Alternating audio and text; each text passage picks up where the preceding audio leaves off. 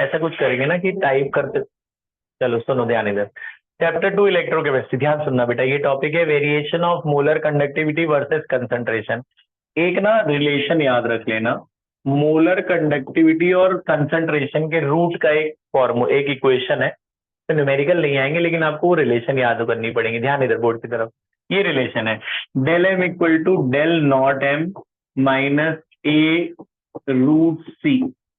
This is a relation between molar conductivity and concentration. जब इसका graph बनाया गया, इसका एक ग्राफ आपको याद रखना है, molar conductivity versus root concentration. Root लिखा है या सी की पावर हाफ, एक ही बात है ना, रूट और हाफ एक ही बात है। तो इसके दो ग्राफ आए। आपको पता है दो तरह के इलेक्ट्रोलाइट होते हैं, एक होता है वीक इलेक्ट्रोलाइट और एक होता है स्ट्रॉन्ग इलेक्ट्रोलाइट। वीक इलेक्ट्रोलाइट और स्ट्रॉन्ग इलेक्ट्रोलाइट में क्या फर्क होता है बताइए? What is difference between weak electrolyte हाँ एंड स्ट्रॉन्ग इलेक्ट्रोलाइट? यस, बिल्कुल सही बोला इसने।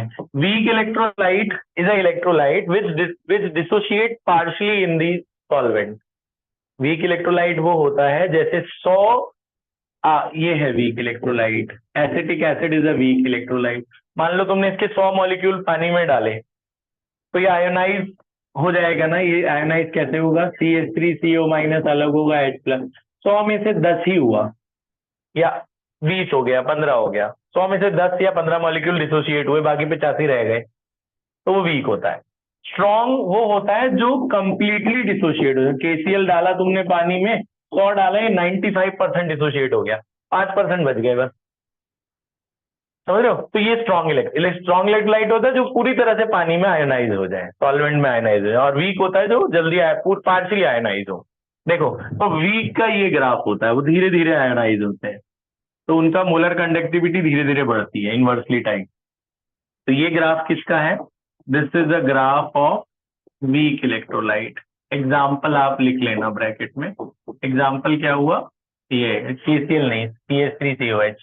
वीक इलेक्ट्रोलाइट लिख लोगे, है ना? तो ये वीक इलेक्ट्रोलाइट एग्जाम्पल आपका, ये जो विनेगर में इस्तेमाल होता है एसिटिक एसिड, ये इसका एग्जाम्पल है। और स्ट्रॉन्ग का ग्राफ पता कैसे बनता है? इट डिक्रीजेस ग्रेजुअली, वो बड़ी तेजी से ऐसे नीचे की तरफ डिक्रीज होता रहता है। तो this is the graph of strong electrolyte. Strong electrolyte is KCl, NaCl, ये सारे के सारे बहुत तेजी से डिसोशिएट होते हैं।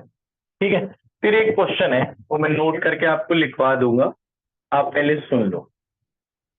What is the effect of molar conductivity with dilution? 1 mark question.